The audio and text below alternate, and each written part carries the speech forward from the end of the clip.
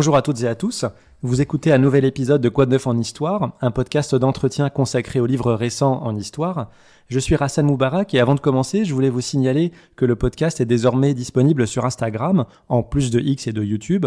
Le compte c'est QDNEH_podcast et donc je vous invite à vous abonner pour nous soutenir et ne rien louper de notre actualité. J'ai le plaisir de recevoir aujourd'hui Fabrice Argounès qui publie Méridien chez CNRS Éditions. Bonjour Fabrice. Bonjour. Vous êtes géographe et géohistorien à l'université de Rouen en Normandie. Vous avez publié précédemment Le Monde vu d'Asie et Une autre histoire du monde avec Pierre Saint-Garavelou. Vous avez également dirigé l'an dernier un livre avec Michel Bussy et Martine Drozd qui s'intitulait Nos lieux communs et qui a paru chez Fayard. Aujourd'hui, vous nous proposez une histoire des Méridiens qui, on le verra, existent et ont existé en Europe ailleurs qu'à Greenwich, ailleurs dans le monde qu'en Europe et en différentes époques, pas seulement à l'époque moderne. Et donc vous vous êtes intéressé à la façon dont leur histoire a constitué une composante importante du développement scientifique et comment l'utilisation des méridiens a en fait été le reflet des rivalités entre puissances. Pour commencer, Fabrice Argounès, c'est peut-être pas inutile de rappeler à nos auditeurs ce qu'est un méridien, à quoi correspondent ces lignes. C'est même, je crois, essentiel, effectivement. Et là, c'est le professeur de didactique et d'épistémologie de la géographie qui est ravi de vous répondre, puisque c'est quelque chose que les collégiens français doivent apprendre encore dans les programmes. C'est-à-dire, c'est tout simplement une ligne imaginaire tracée sur la planète du pôle nord au pôle sud. Mais plus largement, ça fait partie de ce qu'on appelle les coordonnées géographiques pour se repérer sur la planète. Vous savez, les méridiens sont les longitudes, il y a également les latitudes et l'altitude. Et les méridiens, c'est une sorte de trame symbolique qu'on va poser sur le géoïde, vous savez, la sphère terrestre, et qui peuvent servir aujourd'hui, je pense évidemment à ceux qui nous écoutent, par exemple, qui peuvent être en voiture et qui servent la longitude et la latitude de référence pour le GPS, ou si vous êtes à pied sur votre téléphone, et qui apparaît souvent comme très présent dans l'imaginaire de la représentation du globe, puisque si vous regardez le drapeau des Nations Unies, il est centré sur le méridien de Greenwich, justement, ou pour le petit clin d'œil, le logo de la PHG, l'Association des professeurs d'histoire-géographie, a une sphère avec des méridiens à représenter. Oui, parce que vous ouvrez votre livre par la conférence de Washington en 1884. On en reparlera après, mais c'est à ce moment-là qu'on fixe Greenwich comme le méridien de référence initial pour tous les pays. Et ce choix-là, en fait, il a été longuement discuté au 19e siècle, notamment parce que c'est un choix qui est arbitraire. Contrairement à la latitude, où là, la référence, c'est l'équateur, donc c'est facile. On divise la sphère terrestre en hémisphère nord, hémisphère sud. Mais le choix d'une longitude de référence comme Greenwich est forcément arbitraire. C'est ça, c'est aussi simple que ça, mais je crois que tout le monde peut le voir en regardant un globe terrestre. C'est-à-dire l'équateur, c'est à mi-chemin sur l'ensemble de la surface de la Terre, à mi-chemin du pôle nord et du pôle sud. Et quand on regarde le méridien de Greenwich, nous on est habitué à le voir parce qu'il est souvent au centre des cartes, par exemple en milieu scolaire, mais c'est vrai qu'il pourrait être n'importe où sur la planète, et justement, on va en parler, il fut n'importe où sur la planète, et il a déterminé la notion de centralité, et quand on se place au centre et quand on fabrique des marges, c'est pas seulement une démarche géographique, c'est aussi évidemment un enjeu politique majeur. Et l'histoire des méridiens n'est pas spécifique à l'Europe de l'époque moderne. Vous écrivez, je vous cite, que l'histoire des méridiens est à la fois une histoire globale de la géographie et une histoire de la géographie globale. On va en discuter et on va voir successivement les grands jalons. Mais qu'est-ce qu'on sait des méridiens durant l'Antiquité ? Alors effectivement, le livre, il ouvre une période sur une période assez longue, puisque on peut prétendre et évoquer l'idée que les méridiens ont plus de 2500 ans d'histoire. C'est probablement, je le présente un peu comme ça fait grandiloquent, mais c'est pour bien montrer la puissance de la réflexion sur les méridiens à travers le monde. C'est probablement une des plus grandes aventures de l'humanité savante. C'est-à-dire que pendant des siècles, des gens se sont intéressés à ça. Et vous avez tout à fait raison, ils l'ont fait dès l'Antiquité, le modèle de l'Antiquité européenne auquel on pense, et notamment une référence souvent connue du grand public, c'est Ératosthène. Ératosthène de Cyrène. Il est à la bibliothèque d'Alexandrie au IIIe siècle avant notre ère, et c'est le premier à s'engager dans une démarche, on pourrait dire aujourd'hui géodésique, c'est-à-dire de la mesure du monde, de la mesure de la planète. Et en fait, il va tester un calcul de méridien entre Sienne, qui est aujourd'hui à Souan, et Alexandrie. Et en fait, par rapport à un angle de l'ombre porté par le soleil, et il va trouver une mesure. Et alors, on n'est pas sûr de tout, parce que vous savez, les mesures antiques les stades, par exemple, grecs. C'est un peu compliqué parfois de voir quelles étaient les mesures utilisées à Alexandrie à la même époque. Mais il a probablement trouvé une mesure qui était proche de la mesure la plus connue, vous savez, qui est le fait que c'est à peu près 40 000 kilomètres de circonférence de la planète. Et ce qui est intéressant, et là on en parle dès le début, vous avez bien eu raison d'évoquer l'enjeu global.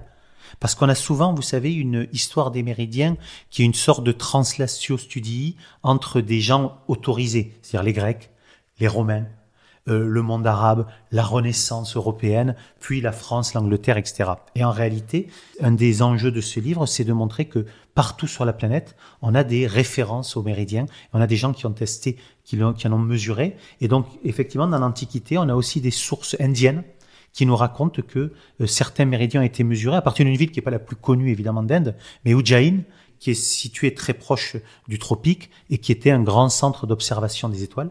Et on pense effectivement que peut-être pas exactement à la même époque qu'Ératosthène, les spécialistes sont encore pas forcément clairs là-dessus, mais on a mesuré un méridien dit du Lanka, qui est un méridien, vous savez, qui sépare le sous-continent indien en deux et qui était un peu le méridien de référence. Et ce qui est intéressant, c'est que en Chine également, même puis pareil, les sources ne sont pas forcément aussi claires que dans d'autres descriptions des Grecs ou des Romains, on se rend compte que les savoirs géographiques chinois, qui étaient évidemment extrêmement dynamiques sous les Han, par exemple, dans l'Antiquité, eh bien, ont pris en compte l'idée de mettre un quadrillage sur la planète et des modèles qui font penser évidemment aux méridiens et aux parallèles. Et on pourrait faire un saut également jusqu'au Moyen-Âge, puisque ce qui est intéressant, c'est que ces savoirs géographiques qui ont donné des réflexions sur la mesure des méridiens de l'Antiquité, on a des traces qui nous montrent qu'ils ont voyagé. Ces savoirs ont été réutilisés ailleurs. Un exemple très connu, c'est les savoirs géographiques grecs ont été utilisés après les débuts du califat musulman, ont été utilisés par des savants arabes de langue arabe, musulmans souvent et de langue arabe, qui ont pu mesurer des méridiens à partir de Bagdad, par exemple, ou à partir d'autres capitales très connues, d'autres grandes villes du monde arabe. Oui, et vous signalez aussi des circulations en sens inverse, parce qu'on trouve dans les traités européens du Moyen-Âge des mentions du méridien indien de Ujjain. C'est ça. C'est-à-dire que c'est aussi l'intérêt un peu de ce métissage des savoirs et tout le vieux monde, c'est-à-dire l'Europe, l'Afrique et l'Asie, a été touché par une circulation qui est souvent on a eu des savoirs effectivement sur les méridiens indiens, dont on sait qu'ils ont été repris par des savants arabes au Xe siècle, puis qui se retrouvent dans des traités européens au XIIIe. Et c'est vraiment cette mondialisation scientifique, et véritablement, c'est la mondialisation des savoirs, c'est la mondialisation des savants qui peuvent voyager eux aussi, et c'est la mondialisation des instruments également, c'est-à-dire avec des instruments d'observation des étoiles qui vont se retrouver un peu partout sur la planète avec un modèle proche. Il y a un grand tournant qu'on voit à la fin du XVe siècle, à l'époque des grandes découvertes, donc de l'Amérique, et la question se pose de l'appartenance des nouveaux territoires.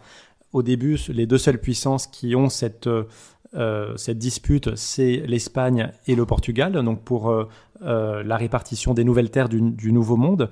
Et ces deux puissances signent en 1494 le traité de Tordesillas. Et pour la première fois, il est question non pas de se positionner soi-même par rapport à une référence, mais de positionner aussi les autres finalement. C'est-à-dire, c'est la première fois qu'on se pose la question de comment partager le monde.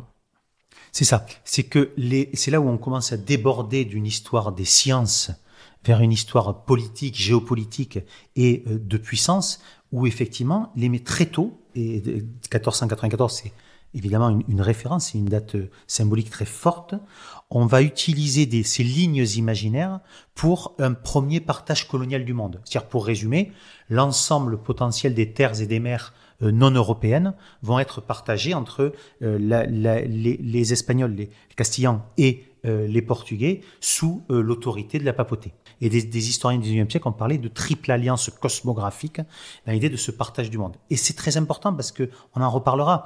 Mais cette idée, c'est la naissance aussi de l'utilisation de ces lignes pour se partager des terres. C'est d'abord au milieu des mers, Tordesillas, de l'Atlantique. Elle se trouve où justement cette ligne ? Alors cette ligne, elle était présentée. C'est une des difficultés des négociations parce qu'elle est présentée comme étant à 370 000 d'un archipel du Cap-Vert. Mais comme il s'agit de l'archipel, il est très large. Et donc les enjeux vont être, mais de quelle île est-ce qu'on part ? Et un peu plus tard, mais on va peut-être en parler, on a eu le besoin de faire la même chose dans le Pacifique. Pour une raison toute simple, c'est que quand Christophe Colomb arrive en Amérique et que les Portugais ont descendu les côtes africaines et sont allés jusqu'en Inde, ils avaient évidemment pas prévu que 30 ans plus tard, potentiellement, les appétits impérialistes des Espagnols et des Portugais se retrouveraient, on dirait aujourd'hui, dans le monde indo-pacifique, c'est-à-dire entre d'un côté la partie occidentale de l'océan Pacifique et la partie orientale de l'océan Indien. Oui, effectivement, en fait, c'est quelques années après, en 1529, suite au voyage de Magellan dans le Pacifique, qu'il fallait aussi se répartir les aires de possession dans cette partie-là du globe. Et donc, on trace un nouveau méridien qui est donc défini par le traité de Saragosse. La particularité de ces deux traités, Tordesillas et Saragosse, c'est qu'ils partagent le monde par des lignes qui passent par l'océan et aucune terre habitée. C'est ça. Mais avec des nuances, évidemment, c'est l'exemple du Brésil. C'est-à-dire qu'à partir du moment où on a une ligne qui traverse l'Amérique, le Portugal, à partir de 1500 et la découverte des côtes brésiliennes, vont utiliser ce traité pour dire, mais si on fait le calcul, il y a un morceau de l'Amérique qui est donc hors des possessions espagnoles, et ils vont grignoter petit à petit un territoire qui va être le territoire brésilien. Et de l'autre côté, l'enjeu principal du traité de Saragosse, c'est très simple, ce sont les îles à épices. Puisque le marché des épices en Europe, évidemment, était ouvert et permettait d'avoir beaucoup de richesses. C'est l'exemple du retour de l'expédition de Magellan, sans Magellan avec El Caño, mais qui ramène évidemment des épices. Et donc, il y a tout un enjeu entre Charles Quint d'un côté et le Portugal de l'autre. Et finalement, la négociation va se faire au profit du Portugal, et on va avoir donc l'Estado do Índia portugais qui va jusqu'au néerlandais, qui va garantir la route des épices pour les Portugais depuis quand on dit les îles des épices, c'est aujourd'hui l'Indonésie actuelle, et en passant évidemment le cap de Bonne-Espérance et en remontant vers l'Europe. Les autres États européens, donc la France, l'Angleterre, les Provinces-Unies, se trouvent exclus de ce premier partage du monde. Évidemment, ils s'en offusquent, et il y a une citation très célèbre de François Ier qui dit « Je voudrais bien voir la clause du testament d'Adam qui m'exclut du partage du monde ». Et donc ces nouvelles puissances coloniales, elles remettent en cause les lignes tracées, et de nouvelles lignes apparaissent, dont certaines qu'on appelle les lignes d'amitié. De quoi il s'agit ? Oui, c'est ça. C'est-à-dire que, évidemment, c'est la question du rapport de force entre les puissances européennes. À partir du moment où Français, Anglais, Néerlandais, Provinces-Unies ont les moyens de s'aventurer sur les mers et de concurrencer les navires et les prises de possession espagnoles ou portugaises, on va se servir de nouvelles lignes pour assumer l'idée que la ligne de Tordesillas a oublié évidemment une partie des princes dits chrétiens à l'époque. Mais c'est aussi intéressant parce que ces lignes, elles fabriquent un laboratoire du droit colonial. C'est-à-dire que les lignes d'amitié, c'est l'idée que à l'intérieur des territoires européens, lorsqu'il y a des conflits et des traités de paix, on s'entend entre princes et où on est tous chrétiens, donc tout va bien. Mais par contre, à l'extérieur de l'Europe, c'est le territoire presque sans foi ni loi. Vous savez, les termes utilisés pour l'Amérique, mais on retrouve la même chose. C'est plus le droit, mais c'est la force, en fait. C'est le droit, voilà, c'est la force. Et donc, beaucoup de traités, alors on a des clauses plus ou moins secrètes dans beaucoup de traités, mais on a des références qui montrent que, effectivement, il y avait la prise en compte que certaines de ces territoires, certaines de ces limites, au-delà, évidemment, des eaux, on dirait aujourd'hui territoriales, entre guillemets, européennes, eh bien, les capacités pour les navires, et notamment les corsaires français ou anglais, d'attaquer les navires espagnols. Et au contraire, les Espagnols vont aussi essayer, ou les Portugais, de détruire des implantations britanniques ou françaises en Amérique latine. Et donc, effectivement, c'est ce que les Anglais avaient résumé par le no peace beyond the line, pas de paix au-delà de la ligne. Et en fait, c'est, du point de vue du rapport aux lignes imaginaires, c'est qu'on va changer l'usage de ces lignes, non plus pour un partage du monde, seulement entre deux grandes puissances, mais pour maintenir la spécificité des territoires non européens, et donc des territoires que les puissances européennes vont pouvoir s'approprier. Et donc, je répète, faire des terres américaines, asiatiques ou africaines un monde où la guerre est possible, c'est-à-dire c'est ouvrir évidemment la possibilité d'un partage de ce qu'on va retrouver avec la colonisation du XVIIe, XVIIIe, XIXe siècle. Au XVIe siècle, donc les puissances européennes se choisissent des méridiens de référence qui leur sont propres. En France, le premier méridien, avant le méridien de Paris d'ailleurs, c'est celui qui passe par les îles Canaries, qui s'appelle le méridien de l'île de Fer, qui est donc adopté sous Louis XIII en 1634. Comment est-ce que ces nouvelles normes, ces nouveaux méridiens se diffusent ? Comment est-ce qu'ils sont intégrés, notamment dans les mappemondes, les cartes maritimes ? Est-ce que ça se diffuse facilement ? Oui, alors la cartographie la plus dynamique du XVIe siècle, c'est-à-dire ce qu'on a appelé longtemps la période des grandes découvertes. Aujourd'hui, évidemment, on parle plutôt de décloisonnement du monde, parce que c'est pas seulement le regard européen sur le monde. On va produire, vous savez, des mappe-mondes tels qu'on les connaît aujourd'hui, c'est-à-dire centrés sur l'Europe avec l'Amérique d'un côté et le bloc Afrique-Asie, voire plus tard Océanie de l'autre.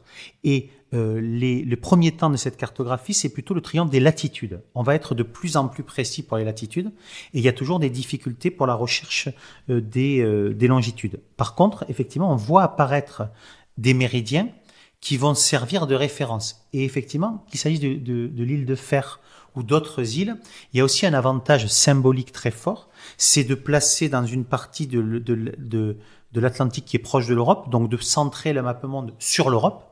Nous en sommes toujours les héritiers, sur les planisphères les plus connus, et d'avoir un méridien qui traverse que des mers ou hors quelques îles. Et donc autour de ça, il va y avoir des théories plus ou moins scientifiques.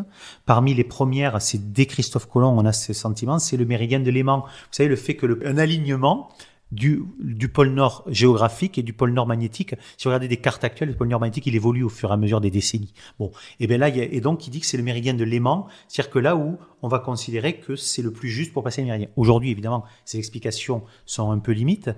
Ensuite, on va avoir aussi la cartographie néerlandaise, l'âge d'or de la cartographie néerlandaise, c'est les plus connus, Mercator, évidemment, le cartographe. Eh bien, ils vont installer aussi des méridiens dans des îles, et ça peut être lié à des montagnes.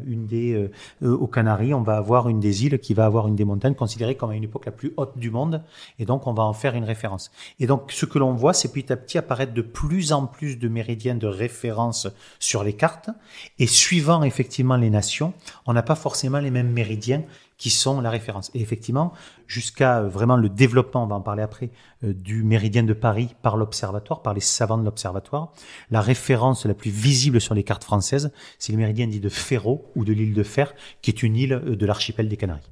On peut parler de l'Observatoire de Paris, effectivement, parce que là, la science qui nous intéresse, c'est pas seulement la cartographie, mais c'est la géodésie, c'est-à-dire l'étude de la forme et de la dimension de la Terre, donc l'étude du relief. L'Académie royale des sciences est créée par Colbert en 1666, sous Louis XIV. Et donc, quelle place cette géodésie, cette science-là, se trouve parmi toutes les autres ? Alors, elle a une place éminente, c'est-à-dire que très concrètement, dans les priorités données aux savants de l'Observatoire, il y a toute une série, mais parmi les plus stratégiques, il y a de réfléchir aux enjeux des longitudes en mer, qui est un enjeu central pour la mondialisation impériale de l'époque, puisqu'on se déplace en bateau, et donc être bon sur la longitude, c'est éviter par exemple des catastrophes maritimes, comme il y a pu y avoir. Et la deuxième, c'est cartographier le royaume. Et donc, c'est dans ces deux catégories, on a une série de savants qui vont être très présents. Parmi les plus connus, dans la clinique science, il y a des mathématiciens, des astronomes, des physiciens, des botanistes, mais aussi des géomètres. Alors, c'est un peu les ancêtres des géomètres actuels, mais avec une dimension un peu différente. Peut-être que parmi les plus connus, c'est la dynastie Cassini, où en fait, il y a 4 grands Cassini qui se succèdent. Père, le fils, etc., et qui, eux, sont d'abord des astronomes, notamment avec l'école italienne, comme Galilée, pour la lunette astronomique, pour repérer, par exemple, des satellites de Jupiter, des choses comme ça, et qui vont aussi servir pour construire une cartographie du royaume. Et c'est vrai que parmi les premières actions de l'Académie des sciences, celles qui sont les plus visibles et qui vont être considérées comme les plus utiles pour la monarchie, pour sa gloire, mais aussi pour le contrôle du territoire, le contrôle du royaume, on a effectivement l'ensemble des pratiques géodésiques, comme vous l'avez dit, qui sont l'étude à la fois de la forme de la Terre et le dessin de sa surface. Mais justement, donc c'est aussi une avancée scientifique, des techniques scientifiques que vous racontez. Comment est-ce qu'on fait pour mesurer les distances et donc les degrés, les angles des méridiens ? Parce que aujourd'hui c'est facile, on ouvre le téléphone, on a le GPS, on connaît les coordonnées, longitude, latitude de chaque point et les distances. Mais comment est-ce qu'au XVIe, XVIIe siècle, au moment où ça se développe, comment est-ce qu'on peut mesurer ces méridiens ? Alors, c'est effectivement la nouveauté du XVIIe siècle en particulier, c'est le triomphe d'une véritable révolution technologique. C'est-à-dire que vous avez une multitude de nouveaux instruments et de nouvelles pratiques qui vont permettre de mieux mesurer et de lancer ce qu'on appelle la cartographie mathématique, c'est-à-dire la cartographie moderne des territoires, avec une des techniques la plus connue, c'est celle de la triangulation. La triangulation, c'est de déterminer des distances, vous savez, en calculant des longueurs et des angles d'un triangle. On peut le faire pour mesurer, c'est en Grèce antique, on l'avait déjà, ou en Égypte, pour mesurer la hauteur de la pyramide de Gizeh. Mais ça va être également utilisé, et notamment, on parlait des cartes de Cassini, ça va être le modèle, hein, et ça va être reproduit sur l'ensemble de la planète pour représenter la cartographie moderne, en fait, avec une série d'instruments. Ces instruments les plus connus, vous avez des sextants, vous savez, comme pour les marins, des octants, et surtout 2 grandes inventions. Vous avez donc le quart de cercle mobile, qui permet en fait de mesurer, et qui va être amélioré à la fin du XVIIIe siècle, avec le cercle répétiteur, dont la plupart des grands musées des sciences européens ont des cercles répétiteurs dans leur collection, et en fait qui permet d'améliorer la qualité de la triangulation. Trianguler, c'est pas compliqué, c'est vous prenez une mesure à la base avec des toises, comme aujourd'hui on utiliserait les systèmes métriques, on va en parler, et une fois que vous avez mesuré la distance entre 2 points, vous allez élargir ce calcul de distance simplement en misant, par exemple, un clocher, une montagne, une tour d'un ancien château fort, et vous allez pouvoir déterminer des longueurs. Mais ce qui est extraordinaire, c'est que par exemple pour la méridienne de France, celle qui passe par l'Observatoire de Paris, eh bien les mesures vont être faites de Dunkerque à Perpignan, et plus tard jusqu'à Barcelone. Donc c'est quand même une ambition assez impressionnante en termes de mesures. Oui, effectivement, ces mesures-là, ces campagnes de mesures, elles s'étendent d'abord en France à l'échelle de tout le territoire, et puis ensuite on le verra à l'international. Et vous dites que finalement, cette compréhension de sa propre géographie, de son propre relief, est aussi un instrument pour les États en construction pour contrôler leur territoire et donc leur population. Oui, c'est ça. C'est-à-dire connaître son territoire, ça devient un enjeu central pour les monarchies européennes à partir de cette période.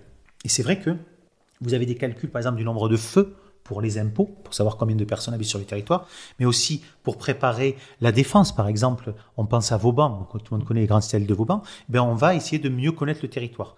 Et d'ailleurs, alors là aussi c'est probablement apocryphe, mais selon les récits de la présentation de la nouvelle carte du royaume de France par messieurs de l'Académie, le roi Louis XIV aurait dit « Vous m'avez coûté plus de territoire que tous mes ennemis ». Parce que comme il rectifie notamment la Bretagne et les côtes aujourd'hui la Nouvelle-Aquitaine, évidemment, la France représentée est beaucoup plus petite, entre guillemets, qu'elle n'était auparavant. Mais c'est un enjeu central parce qu'on a aussi, à partir du XVIIe et XVIIIe siècle, on a une rationalisation du rapport au territoire, notamment qui va être, vous savez, c'est la même chose en termes économiques avec les mercantilistes, le rôle de l'État dans l'économie.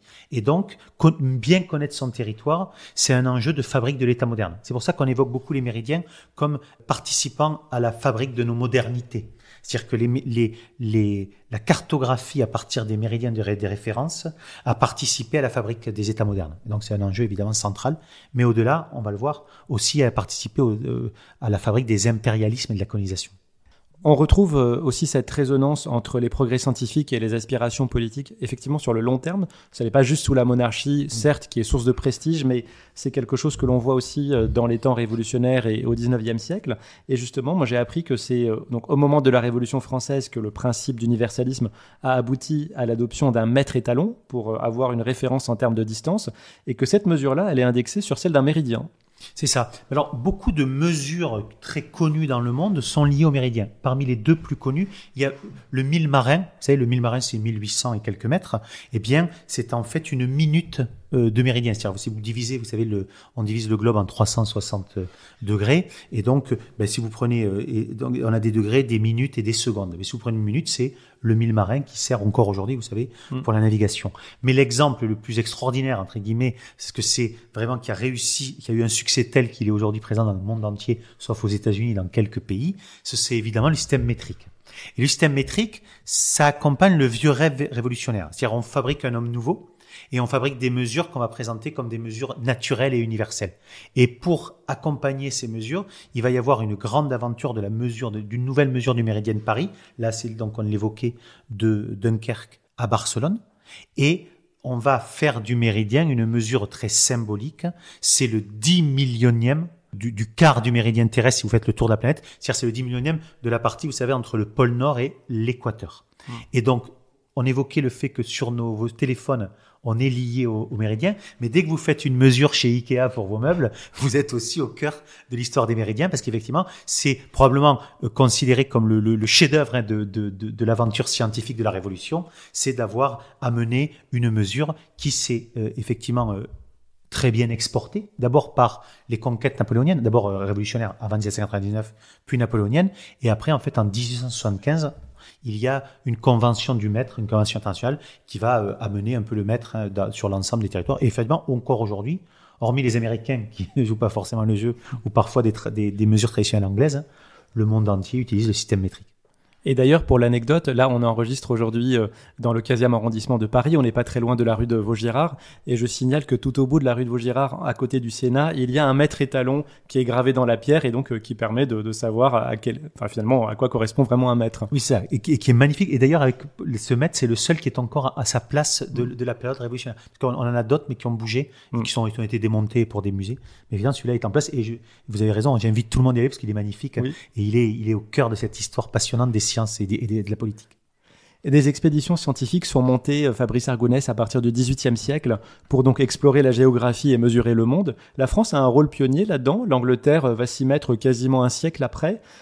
Mais elle acquiert une position d'acteur majeur au regard de l'importance de sa marine, puisqu'elle domine les mers. Et donc les observations de Greenwich, elles font référence notamment pour la navigation. C'est ça, les deux puissances européennes de référence au XVIIIe siècle, c'est évidemment le Royaume de France et le Royaume d'Angleterre. La France, elle va, sous Louis XV, elle va faire d'une affaire scientifique extrêmement classique sur la forme du globe. Vous savez, quand on voit une représentation du globe terrestre, on a toujours ce phénomène un peu du ballon. En fait, c'est un peu une orange. On parle de sphéroïde terrestre parce que pardonnez-moi, la planète est légèrement aplatie au pôle. Au pôle, ouais. Et fin XVIIe et début XVIIIe siècle, cette forme de la planète est en débat. Est-ce que en fait la planète est plus allongée à l'équateur ou est-ce qu'elle est aplatie au pôle? Et donc c'est un débat qui va être poussé par des théories françaises type Descartes et surtout du côté anglais Newton, qui lui va évidemment avec des calculs, avec des calculs mathématiques, va prévoir, entre guillemets, va essayer de montrer que c'est un sphéroïde. Et donc la question c'est comment prouver la réalité de la forme de la Terre. Et c'est une aventure assez exceptionnelle parce que c'est probablement une des premières expédition scientifique avec une telle ambition. C'est un royaume qui va envoyer 2 expéditions en même temps, une pour mesurer 1 degré de méridien près du pôle, en réalité sur le cercle polaire, en Finlande actuelle, et l'autre qui va l'envoyer en Équateur. D'ailleurs, pour l'anecdote, le pays Équateur, le nom du pays vient de cette expédition. C'est parce que il était dans la vice-royauté du Pérou, mais qui était la partie qui va devenir l'Équateur plus tard. Et donc, en fait, ça raconte une histoire un peu particulière, c'est-à-dire qu'avec les 2 mesures prises, alors des aventures, vous savez, ces expéditions, ça devient aussi un grand classique des expéditions un peu exotiques, puis plus tard coloniales, c'est-à-dire c'est le savant qui va affronter les bêtes sauvages, la jungle, le froid, des moustiques au puma, etc. Et donc, notamment la Condamine, qui est un de ceux qui raconte cette expédition à l'Équateur, va devenir une figure qui va être reprise. Voltaire lui dédie des poèmes entiers et lui fait des lettres en disant que c'est les nouveaux héros, les nouveaux argonautes, etc., etc. Et c'est pareil, évidemment, pour l'expédition boréale en Scandinavie. Et en fait, de ces expéditions, on va ramener la vérification de la théorie de Newton, que effectivement le sphéroïde terrestre est aplati au pôle. Et on a le sentiment, parce que c'est la propagande royale joue là-dessus, que la France, et c'est vrai, est le premier royaume à s'emparer de la mesure du monde. La France se mesure au monde. Sauf que dans le même temps, évidemment, les Britanniques qui vont développer leur marine et qui vont notamment vaincre la France lors de batailles sur beaucoup de mers, comme dans les guerres du XVIIIe et plus tard les guerres napoléoniennes, eh bien, l'Angleterre va penser son méridien de Greenwich d'abord par rapport à l'empire maritime, beaucoup plus que par rapport, comme pour les Français, à la cartographie de son territoire. Et donc c'est ça, si la France mesure le monde, c'est l'Angleterre qui finit par le dominer. Vous avez parlé, Fabrice Argounès, de l'Équateur, et donc ça permet de rebondir sur un des points centraux. Alors je vais pas dire cardinaux, parce que je crois qu'il y en a que 4 des points cardinaux, alors que votre livre est beaucoup plus riche, mais qui est donc de ne pas parler que de l'Europe, de décentrer cette histoire. Et vous citez plusieurs cas, la Chine, le Japon, les États-Unis. On peut peut-être en choisir un comme ça, la Chine, parce qu'on apprend que la plus grande œuvre de cartographie de l'époque moderne, elle est justement menée en Chine. Quelle est son ambition et quels sont les moyens et résultats engagés ? Alors, c'est ça, c'est que on a souvent dans cette histoire des sciences, et notamment des sciences cartographiques, où l'on a longtemps présenté un âge d'or de la cartographie européenne, un âge de la fabrique des États modernes, d'abord européens, on a l'impression que l'Europe est omniprésente, serait la seule présente sur les questions de ces sciences de la mesure du monde ou de la mesure des territoires. En réalité, effectivement, la plus grande aventure cartographique du XVIIIe siècle, c'est pas la France de Cassini, même si le travail est extraordinaire des Cassini, c'est l'Empire Qin, c'est-à-dire une nouvelle dynastie après les Ming qui s'installe au pouvoir, et notamment un de leurs empereurs, l'empereur Kangxi, qui va être confronté à une évolution de Rome. C'est une dynastie mandchoue qui va passer plusieurs décennies à maîtriser son territoire et à l'agrandir, notamment à l'ouest avec le Tibet, par exemple, le Xinjiang. Eh bien, l'Atlas Kangxi, c'est 3 ambitions qui se retrouvent. D'abord, l'ambition de la monarchie française d'avoir une diplomatie globale pour la gloire de Louis XIV. Ensuite, c'est l'ambition de la Compagnie de Jésus, les jésuites, de le grand rêve un peu constantinien, c'est-à-dire de faire de l'Asie une terre catholique et potentiellement de toucher l'empereur lui-même, vous savez, comme Constantin, pour que tout l'empire devienne catholique. Et la troisième, c'est l'intérêt de la dynastie mandchoue pour on dirait aujourd'hui ces nouvelles technologies de la cartographie pour un meilleur, exactement comme en Europe, pour un meilleur contrôle d'un territoire et d'un territoire multiethnique avec de nombreux conflits. Eh bien, Kangxi va proposer aux jésuites, notamment les jésuites français qui vont arriver depuis Paris et qui d'ailleurs se forment à l'observatoire. Et on a des lettres qui le racontent. Ils vont se former aux instruments, on a parlé quart de cercle, etc. pour la mesure. Et lui, il veut beaucoup de mathématiciens. Et donc les jésuites sont des mathématiciens qui vont apporter des savoirs scientifiques européens et qui vont s'en servir. Et qu'est-ce qui se passe? Dans les années 1710, on a une cartographie d'un territoire qui est plus de 10 à 15 fois plus grand que le royaume de France à l'époque, qui est l'immense empire Qin, et qui va, alors évidemment pas avec les mêmes mesures, mais ce qui est intéressant, j'évoquais l'intérêt de mon regard sur l'histoire globale de la cartographie, sur les métissages, ou sur l'histoire globale de la géographie. Là, on a vraiment un métissage scientifique extraordinaire, parce qu'on a des savoirs traditionnels chinois de cartographie qui sont utilisés, les savoirs européens, notamment de l'académie qui passe à travers les jésuites, et un mélange de tout ça pour fabriquer un atlas qui est d'une précision remarquable. Et pour cet atlas, la référence de l'atlas, c'est pas compliqué, c'est un méridien de Pékin qui passe au milieu de la cité interdite et qui est mesuré dans la plaine au sud de Pékin, et qui est mesuré, qui va servir exactement comme méridien de Paris, de référence pour le calcul des méridiens. C'est pareil finalement au siècle suivant, où la plus grande aventure, entre guillemets, cartographique, là aussi, elle n'est pas en Europe, elle est en Inde, cette fois-ci avec l'impérialisme britannique. Oui, on peut en parler. Donc c'est une fameuse... Alors enquête n'est pas le mot, mais c'est Survey of India, où les Anglais et les Britanniques vont aller explorer, cartographier jusqu'au sommet de l'Himalaya. Et d'ailleurs, Everest, c'est le nom d'un explorateur anglais. Et là, dans votre livre, vous remettez en lumière le rôle des assistants locaux. Parce que l'histoire n'a retenu que les grands noms anglais, mais ils ont eu des assistants qui ont été, eux, la cheville ouvrière et ont joué un rôle indispensable dans cette cartographie du royaume des Indes, de l'Empire des Indes. C'est exactement ça. Comme l'histoire est écrite par les vainqueurs, et l'histoire de la cartographie est écrite par ceux qui commandent les cartes. Et en fait, effectivement, le Survey of India, c'est que si on regarde le travail effectué par ces groupes, on dirait aujourd'hui indo-britanniques, puisque une main-d'œuvre indienne notamment est avec les Britanniques, eh bien, c'est l'équivalent de l'ensemble des mesures qui ont été réalisées auparavant en triangulation dans le reste du monde. Donc c'est un très gros projet. Vous voyez la taille du sous-continent indien. Et en fait, ça naît dès le 19e avec l'époque du compagnonnage, vous savez, du territoire britannique tenu par la compagnie, des Indes, et qui va être continué même après la révolte des Cipayes. C'est-à-dire ils vont petit à petit absorber les territoires des principautés locales. Parmi un des actes classiques de fabrique de l'impérialisme britannique et de mise en place du pouvoir britannique, on a la cartographie. Un exemple très connu, c'est la citation d'Édouard Saïd, qui est très classique, c'est l'impérialisme, c'est l'acte de violence géographique par lequel la quasi-totalité de l'espace mondial est explorée, cartographiée et finalement annexée. Et avec le Survey of India, on a dans le même temps la cartographie scientifique et l'annexion. Et effectivement, derrière ces pratiques britanniques, finalement relativement classiques pour l'Europe, on a aussi peut-être ce qui est l'invention, alors aujourd'hui ça paraît anachronique, mais l'invention d'un big data. C'est-à-dire que les besoins en calcul mathématique pour une triangulation d'un territoire aussi vaste qui arrive dans les bureaux britanniques est tel que les Britanniques vont embaucher des centaines de mathématiciens indiens, et qu'on connaît évidemment les mathématiques indiennes au 19e très développées, des centaines de mathématiciens indiens qui vont faire le travail de compilation de données, de data, on dirait, et donc qui sont des données extraordinaires. C'est-à-dire que les sources du Survey of India, c'est des kilomètres de linéaire, vous savez, dans une bibliothèque.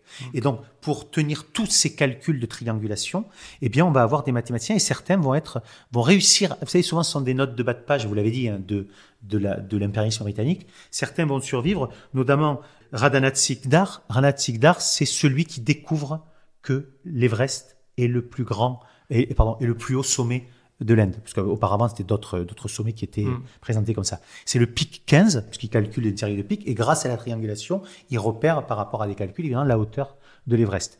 Sauf que effectivement, c'est le chef de la triangulation britannique, George Everest, en hommage, mais c'est aussi très symbolique. Vous savez, l'enjeu de la toponymie sur les cartes, on impose ses propres noms, et là c'était le but de dire l'Angleterre est au sommet du monde aussi parce que c'est un Anglais à qui on va donner le nom du sommet le plus haut. C'est de l'impérialisme topographique, très classique, qu'on retrouve ailleurs dans le monde. Et la deuxième particularité de l'Inde, c'est le besoin de mieux connaître l'Himalaya, et notamment dans des zones où la frontière est floue entre empire russe d'un côté et volonté russe de tenir l'Asie centrale, et contrôle de l'empire chinois du Tibet. Et donc, ils vont envoyer de véritables espions, mais c'est James Bond géodésien. C'est-à-dire que vous avez, parmi les noms les plus connus, Nain Singh Rawat ou Sarat Chandradas, qui sont des Indiens, qui vont être entraînés, entre guillemets, à devenir des géodésiens hors pair pour faire des calculs de mesure. Mais comme ils vont passer aussi du côté de l'Empire chinois et que l'Empire chinois contrôle son territoire et ne veut pas évidemment les mesures britanniques, eh bien, vous allez avoir, vous connaissez peut-être dans le James Bond, c'est la section Q. Vous savez, Q qui fait des gadgets.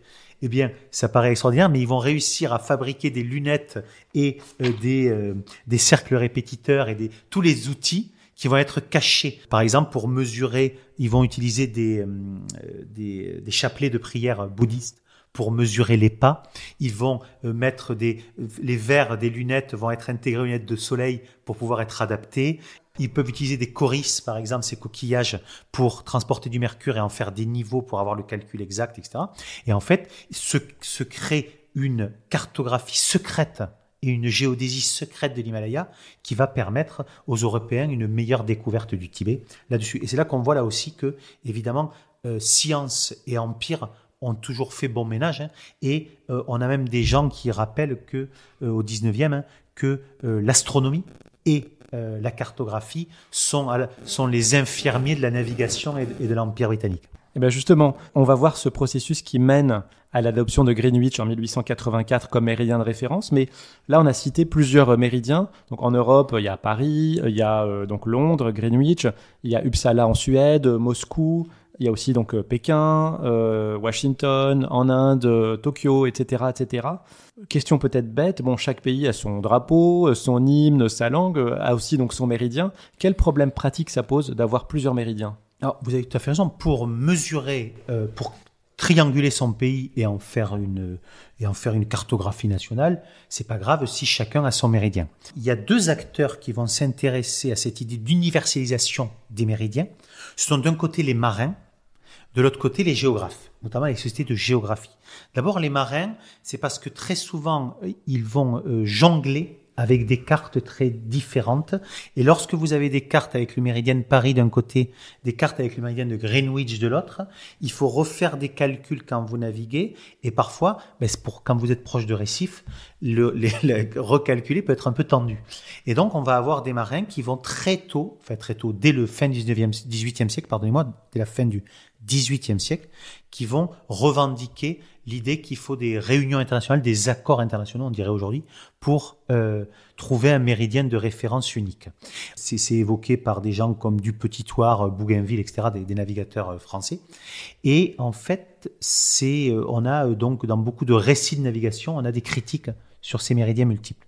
Le deuxième aspect, c'est les sociétés de géographie. Vous avez un géographe français qui fait un discours devant l'Institut de géographie au milieu du 19e siècle qui dit le méridien universel, c'est la pierre philosophale de la géographie. C'est-à-dire qu'elle est à la fois, c'est le rêve, mais elle est inatteignable.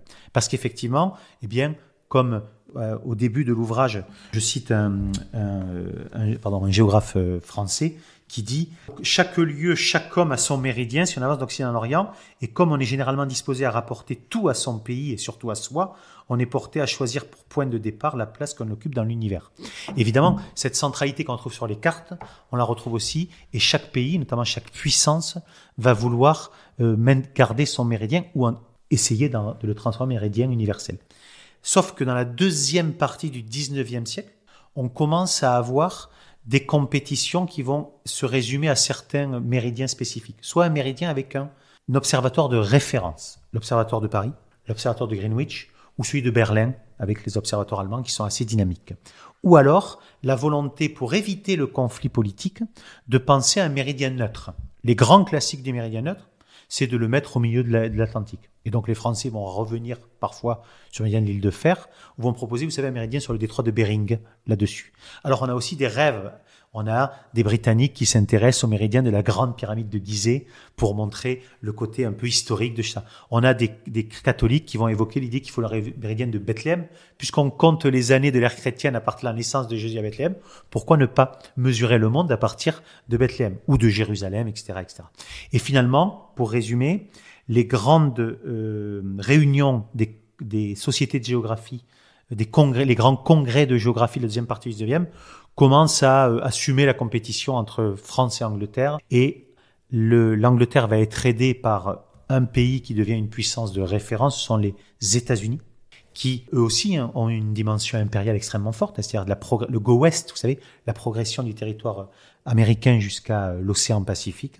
Et donc, eux, ils vont utiliser à la fois un méridien Washington qui va leur servir de référence nationale, mais également le méridien Greenwich. Et en fait, c'est un peu l'accord, les intérêts mutuels entre la puissance britannique, première puissance mondiale à l'époque, et la puissance dynamique de l'époque, les États-Unis, qui vont, en 1884, amener le président des États-Unis à inviter, enfin, avant 1884, mais il les invite pour 1884, pour le congrès de Washington, où doit se régler, non plus avec des scientifiques, surtout avec des diplomates, est censé régler la question du méridien universel.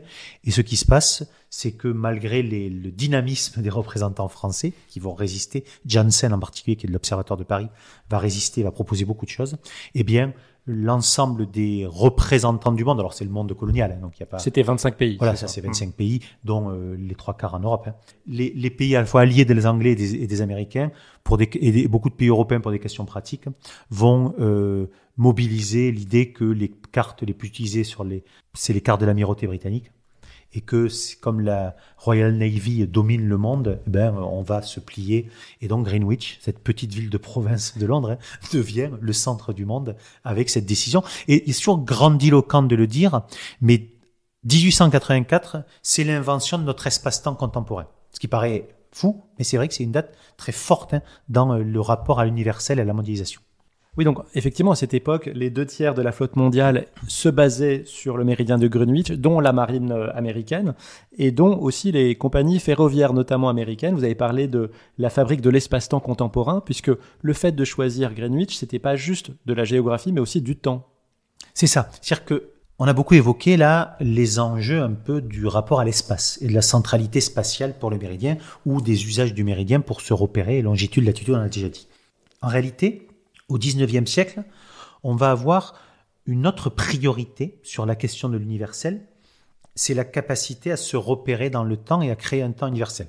L'exemple très connu, c'est évidemment le roman de Jules Verne, vous savez, Le Tour du monde en 80 jours, où on voit que Phileas Fogg, en faisant le tour du monde dans le sens qu'il choisit, d'abord vers l'Asie, puis en revenant par les États-Unis, vous savez, gagne une journée. Il croit qu'il a perdu et finalement il gagne son pari. Eh bien, on a des technologies nouvelles pour l'époque, le chemin de fer, effectivement, et le télégraphe, qui vont obliger à dépasser l'échelle locale. Le fait d'avoir une heure installée sur l'église du coin ou d'avoir une heure solaire avec le cadran solaire n'est pas gênante si vous avez une communauté organisée autour de la même région. Mais vous avez des pays qui sont d'une certaine taille, notamment les plus vastes, qui vont devoir gérer des problématiques de communication effectivement par le chemin de fer ou de communication par, donc on l'a dit, le télégraphe, avec des distances de plus en plus importantes. Et notamment, on peut parler de 3 acteurs majeurs: la Russie, avec son immense territoire et la colonisation russe de l'Asie, les États-Unis, évidemment, de New York à San Francisco, et l'Empire britannique, par exemple, lui-même, qui, évidemment, l'Angleterre, c'est pas énorme, mais l'ensemble des territoires britanniques à l'époque, c'est le monde entier. Ils sont présents tout autour du globe. Et donc, on va avoir la volonté d'uniformiser le temps. Et Greenwich est un des premiers lieux. C'est pas l'exemple très connu, c'est première exposition universelle 1851 à Londres, où on va avoir une harmonisation de l'heure britannique pour l'ensemble du territoire anglais. Mais lorsque vous commencez à avoir des trains qui circulent de manière régulière, eh bien, il est compliqué d'avoir des heures qui changent suivant l'endroit où vous êtes. En France, par exemple, on n'avait pas forcément la même heure à Strasbourg et à Brest, puisqu'il y a une différence par rapport au soleil entre l'Est et l'Ouest du pays. Et donc, on va chercher à uniformiser. Les Britanniques en premier, puis beaucoup de pays. Et la deuxième partie du XIXe siècle, c'est l'idée que certains pays sont tellement vastes qu'ils vont devoir penser des fuseaux horaires, comme ceux d'aujourd'hui finalement, où les heures changent, mais les minutes sont les mêmes, pour pouvoir avoir un accord. Et donc, l'idée d'un sautoir du temps, c'est-à-dire d'un moment où l'on va penser les fuseaux horaires en 24 heures, et comme ça, vous savez, un passage d'une journée à l'autre, va être un enjeu central. Et c'est là où la conférence de 1884, en réalité, ne règle pas tout. Ça va être un peu plus tard, parce que Greenwich est la référence aussi pour les Méridiens. Vous savez, c'est Greenwich Mean Time, le temps, GMT, voilà. Le GMT, aujourd'hui temps universel, mais c'est l'heure. Vous savez, toutes les heures du monde sont par rapport à Greenwich. 1 heure de Greenwich de plus ou 1 heure de moins. Mais comme l'Europe se pense au centre du monde et n'a surtout pas envie d'avoir une ligne de changement de date au milieu de l'Europe, ils vont par contre repousser un peu plus tard une changement de l'autre côté de la planète, au milieu du Pacifique. Alors nous, on sait aujourd'hui qu'il y a plein d'États au milieu du Pacifique, mais à l'époque, c'est pas un regard très important pour les Européens. Et donc, ils vont choisir de différencier l'heure de Greenwich et le fameux sautoir du temps, qui est aujourd'hui la ligne de changement de date. Oui, c'est ça. Vous dites que, en fait, le principal concurrent de Greenwich, c'est son antiméridien, celui qui est vraiment de l'autre côté du globe, en fait, en plein milieu du Pacifique. Ça, qui aurait pu être une référence, mais toujours pareil. En fait, Greenwich s'impose comme Paris en son temps, parce que même si vous prenez un méridien, un symbole au milieu du Pacifique, il faut quand même des calculs par rapport à des observatoires. Donc, ils ont préféré garder un observatoire aussi. L'Empire britannique a préféré garder son observatoire. Votre dernier chapitre, Fabrice Argounès, s'intéresse à l'utilisation des méridiens et plus généralement des lignes, qu'elles soient verticales ou horizontales, pour partager le globe. On pense bien sûr, et on en a parlé, à la colonisation européenne. Vous évoquez aussi le découpage des États-Unis et des États de l'Australie, qui sont faits par des lignes vraiment tracées et parfois à angle droit, et certains États comme le Colorado se vantent d'avoir une forme parfaitement rectangulaire. Mais il y a un exemple qui m'a particulièrement intrigué, c'est celui de l'Afrique, parce que quand on pense au tracé des frontières africaines, on a l'impression que tout a été fait un peu à la main entre colonisateurs dans les grandes conférences comme à Berlin. Mais vous dites que aujourd'hui, sur les recherches les plus récentes, il y a aussi, c'est un peu plus complexe que ça. C'est-à-dire que les frontières des États africains, même si parfois elles sont un peu en ligne droite, mais elles correspondent aussi bien souvent à des réalités sur le terrain. C'est ça. Alors la première chose pour aborder que les gens repèrent facilement sur les cartes, c'est l'idée de droite qui traverse le monde, c'est qu'il n'existe pas de frontières naturelles. C'est-à-dire que je rappelle que le traité des Pyrénées entre la France et l'Espagne, tout le monde dit finalement ils ont coupé au milieu des Pyrénées, c'est simplement un rapport de force. C'est pareil pour le Rhin en France, c'est pareil pour les frontières de l'Allemagne, de l'Autriche, de l'Italie, etc. Donc ça n'existe pas les frontières naturelles, c'est un rapport de force entre des États à un moment donné, des guerres plus gagnées ou perdues, etc. Donc même une frontière qui suit un fleuve, je répète, n'est pas plus naturelle qu'une frontière tracée au milieu du désert. Par contre, pour nuancer, effectivement, l'arbitraire de l'impérialisme européen est très visible dans ce qu'on pourrait appeler des cicatrices de nos cartes politiques actuelles. C'est-à-dire que vous avez de très nombreuses lignes. Un exemple très connu, c'est la plus longue, probablement une des plus longues, c'est la frontière, vous savez, à partir des Grands Lacs entre États-Unis et Canada, qui est une ligne qui suit, c'est aussi pas un méridien, mais une latitude. Et vous avez l'Ouest américain, c'est la caricature. Le Wyoming, j'invite ceux qui écoutent le podcast à regarder la carte du Wyoming et du Colorado, effectivement. C'est les Square States, c'est-à-dire qu'ils en font même une part de leur identité. Ce qui est intéressant d'ailleurs, parce que c'est penser les terres à s'approprier comme des mers. C'est-à-dire qu'on a Tordesillas, ça aurait pu être un phénomène unique. C'est-à-dire qu'on choisit une ligne droite et on coupe, on se partage les mers. Sauf que c'est devenu la même chose en Amérique. En réalité, les conquistadores espagnols, Pizarro par exemple, pense le découpage au début de l'Amérique latine et Charles Quint donne des lettres en ce sens sur des latitudes où on se partage. On sait pas exactement, les conquistadors savent pas exactement ce qu'il y a à l'intérieur des terres et donc se partagent de manière très abstraite. Cette abstraction, c'est un symbole de l'impérialisme européen en Amérique. Les Français ont perdu les territoires assez vite, mais quand on regarde le découpage par exemple des provinces canadiennes, on a notamment je pense au Saskatchewan par exemple, vous avez vraiment des lignes droites et des méridiens et des parallèles. Et donc, il y a une négation en Amérique des territoires qui ont existé, soit précoloniaux, soit même le plus puissant empire du XIXe siècle, l'empire Comanche. On n'a aucune trace de ces frontières, qui étaient évidemment des marges, des frontières pas westphaliennes, mais des marges. Et donc, on a un découpage qui est imposé à l'ensemble du territoire américain. Et donc, parfois, de manière très caricaturale. En Australie, c'est encore plus impressionnant, parce que toute l'île continentale australienne, pareil, j'invite évidemment les auditeurs à regarder une carte de l'Australie. Vous avez les États et territoires australiens sont en grande partie, hormis le Victoria, sont tracés avec des lignes droites. Et on retrouve ça en Afrique. En Afrique, les lignes qui sont soit tirées directement de méridiens et parallèles, soit utilisées à partir de points de longitude et de latitude qui se rejoignent, c'est les 2/3 quasiment des grandes frontières. Alors, parfois, on a des fleuves, le Congo, c'est connu, etc. Si vous regardez la forme du Congo, Kinshasa, on repère, etc. Et on pourrait dire, mais c'est la même chose, c'est-à-dire qu'on a eu une découpe. Mais, en réalité, c'est le paradoxe. C'est-à-dire qu'évidemment que les frontières sont issues de la colonisation, mais on a beaucoup aujourd'hui d'historiens, de géographes européens ou africains.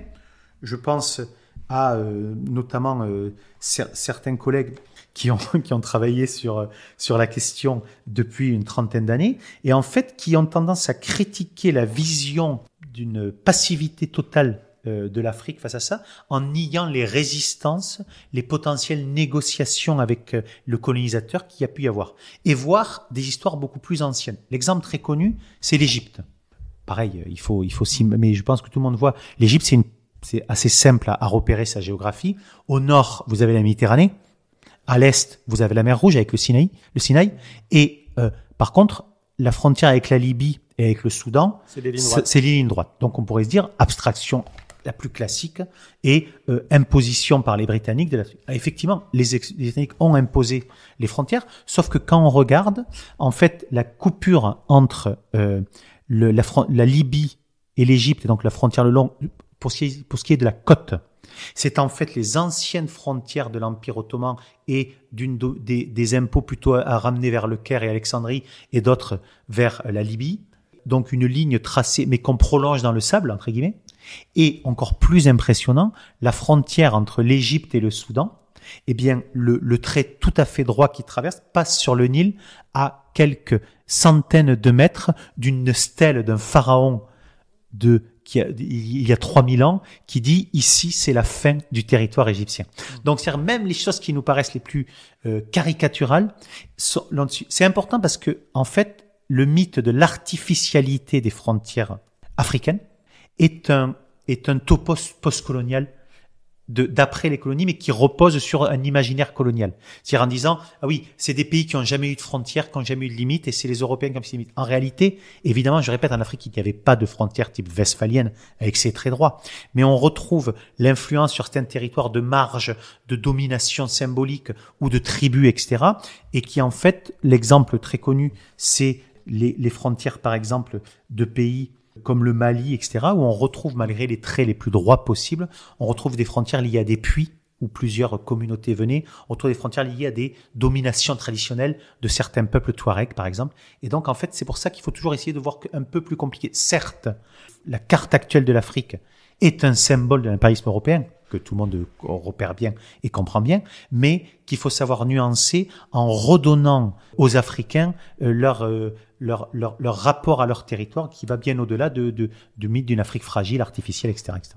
Le dernier partage d'un continent, Fabrice Argounès, n'est pas si ancien, il date du XXe siècle, c'est l'Antarctique. Les grandes expéditions, la rivalité entre le Norvégien Amundsen et le Britannique Scott, c'est au début des années 1910. Et donc, quelle est la particularité de ces lignes qui servent à diviser l'Antarctique, sachant que pour certaines, elles ont été finalement tracées avant que la totalité du continent soit découverte? C'est ça. Alors, on vient de parler de l'impérialisme européen en Amérique du Nord, par exemple, ou en Afrique.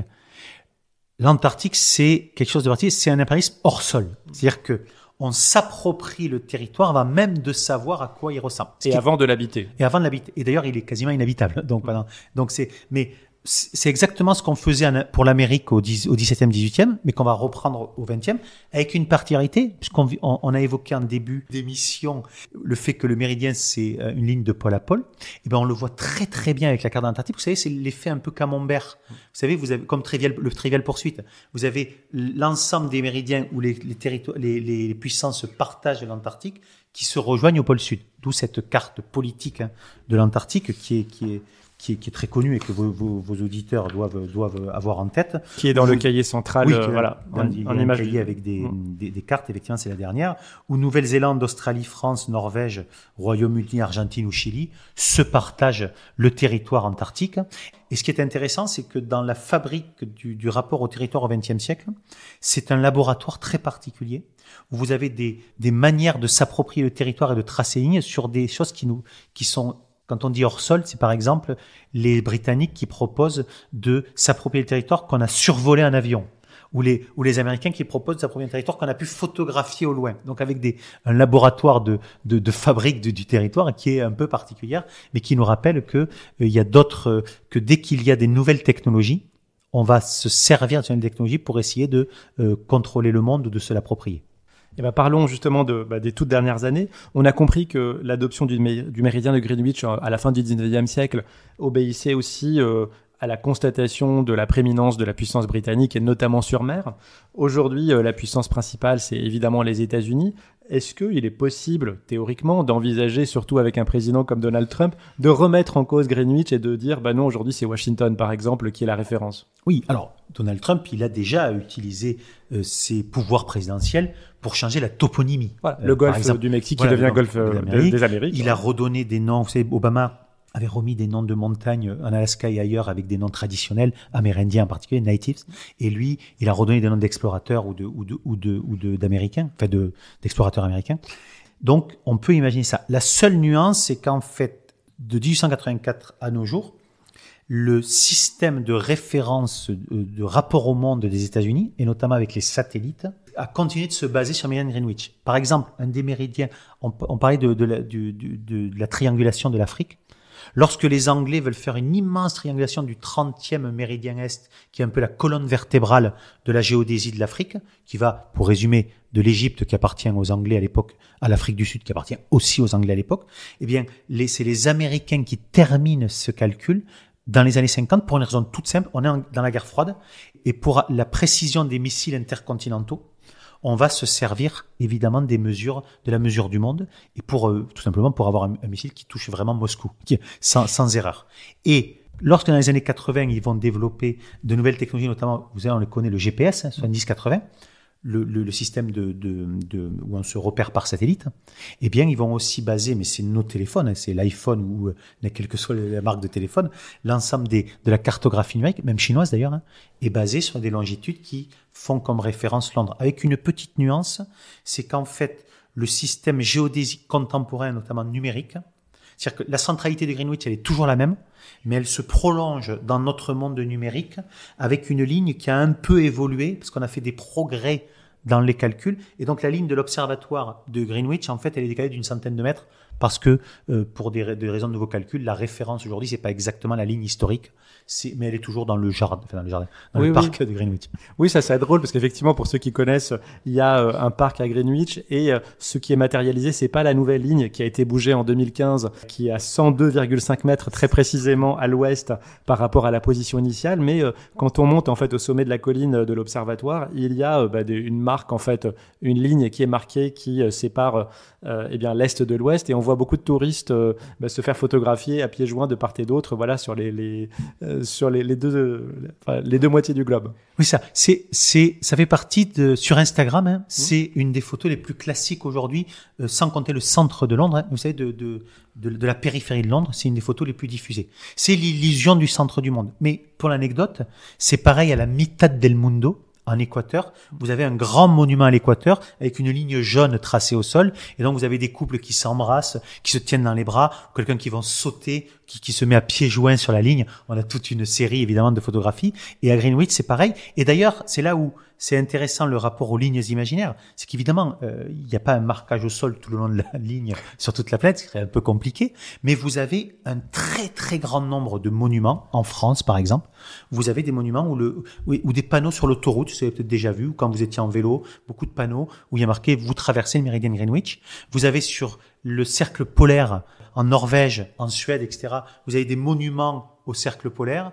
Sur les tropiques, en Taïwan, sur les tropiques ailleurs dans le monde, etc., vous avez des monuments. Et donc, c'est les lignes imaginaires, on les a jamais autant installées dans le paysage et dans le sol, hein, que depuis le 20e et le 21e siècle, hein, où effectivement, on a, et vous avez raison, si vous avez la chance d'aller à Londres, je vous invite à aller visiter Greenwich, hein, parce que effectivement, cette marque en bronze au sol, elle nous rappelle le rêve de la centralité britannique lorsque l'Empire britannique était au cœur et qui était au centre, effectivement, au centre du monde. Et pour terminer, justement, alors on n'a peut-être pas forcément l'occasion de voyager en Équateur ou au pôle, mais à Paris, qu'est-ce qui reste comme trace physique du méridien de Paris ? Alors, il y en a deux. Là aussi, hein, c'est très beau à voir. Le bâtiment est superbe. Au milieu de l'observatoire, parce que la ligne de la méridienne de Paris, je l'ai dit, elle traverse Paris. En fait, elle traverse l'observatoire. Hein, et vous avez au sol, pareil, une ligne qui est marquée avec de part et d'autre la représentation de la carte de Cassini 18e, qui aime ça. Mais même dans tout Paris, et d'ailleurs, ça a été réutilisé. Alors maintenant, le film est vieux. Je ne sais pas si les références y est encore. Mais dans le Da Vinci Code, vous savez, le film qui avait été tiré du livre de Dan Brown.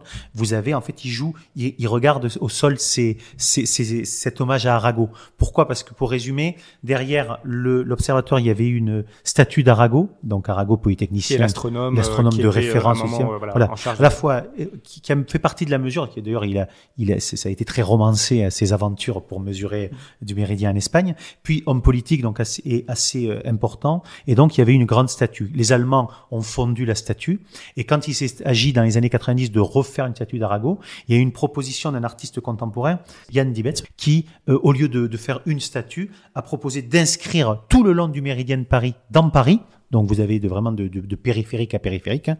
Vous avez ces médaillons en bronze qui doivent faire 10-15 cm de diamètre et qui sont effectivement et qui aujourd'hui sont marqués. Vous avez des sites il y en a quelques-uns qui ont été perdus, mais 95% ils sont toujours. Et effectivement, c'est une très belle promenade. Je vous invite à marcher le long du méridien. Et en France, en l'an 2000, cette méridienne de France a été plantée d'arbres symboliques, et donc vous avez qui sont en Île-de-France ou en descendant vers le sud, vous avez beaucoup d'arbres plantés avec des petits panneaux qui rappellent que la méridienne de France, donc ce méridien historique de Paris, traverse évidemment le pays.